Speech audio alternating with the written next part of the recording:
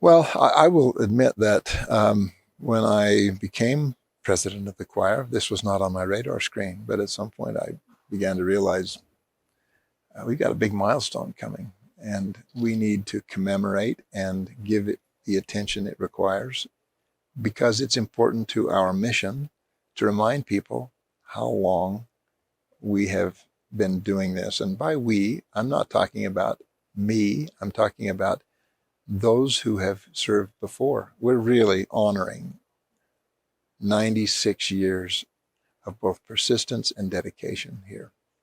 And I think we do it in order to remind ourselves that it's going to take the same persistence and the same dedication to do the next 5,000. So we need to be willing.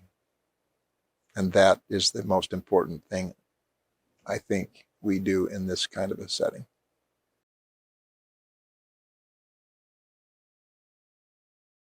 Mm, it's a delicious question. I have to start by saying I get to listen to the music in a very intimate way. I will often just go stand at the feet of the choir as they rehearse because that's not available to everyone. And it just encompasses me when it does, when it happens. And it produces feelings in me and a sense of depth in my feelings that doesn't come uh, normally. And so that's been a nice thing. Understanding the devotion that people have and what it takes to be a member of the choir and their family. I remember President Nelson addressing the choir on another notable moment and saying to them, I want to say something to not just you, but to all of your families. I was the supportive he said, I was the supportive spouse who got 9 children ready for church every Sunday for almost a decade. And I want you to know I love what you do, and I love doing what those families did. And that was a good reminder for me. I think that the opportunity to represent an institution like this around the world and to share it with the world and to find new ways using new technologies to expand the impact of the choir has not just been rewarding spiritually, it's been intriguing to learn. And so at this point in my life, to have something new to apply whatever other experiences I've had, it's been a great experience.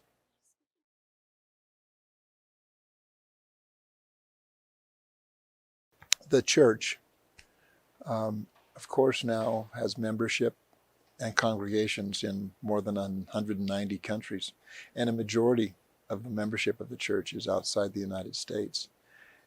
And a global church with a worldwide mission and worldwide membership needs a choir that reflects that worldwide membership and worldwide mission. And so we have actually amended the mission statement of the choir and added the words throughout the world. And so we're traveling more. We have an objective to reflect the worldwide membership and the worldwide mission. We have an objective to be more visible in the world. We have an objective that would use technology to find ways of being more relevant to people around the world, which is consistent with our sponsoring organization, the Church of Jesus Christ of Latter-day Saints. We now have a membership in the choir that is reflective of the world. It's we have global participants, as we refer to them, in I think almost 40 countries. We have 71 of them. They represent every administrative area of the church. We love when they come. When they come, they're embraced. When we travel, they come with us. I think it's been a very important part of communicating to them. So they feel, I'm not talking the choir members, I'm talking about the members of the church feel a sense of belonging, that this is not just a church in Salt Lake City. This is a global, worldwide mission that we're all part of.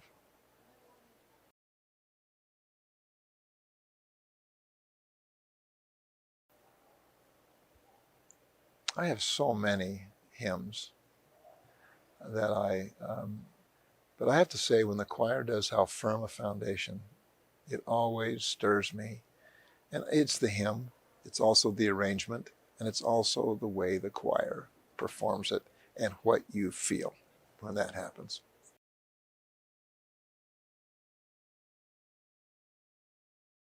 So that's different on different days. And I think that's the beauty of what the choir does. If I feel like I need a little boost, I can get it from choir music. If I feel a bit euphoric, I'm given perspective by choir music. But I will say this. Um, I think that when the moment comes that we pass through mortality into the next life, I think we'll be greeted by something that approximates music from the Tabernacle Choir, because it will be a sense of deep familiarity to all of us. And that's something I feel.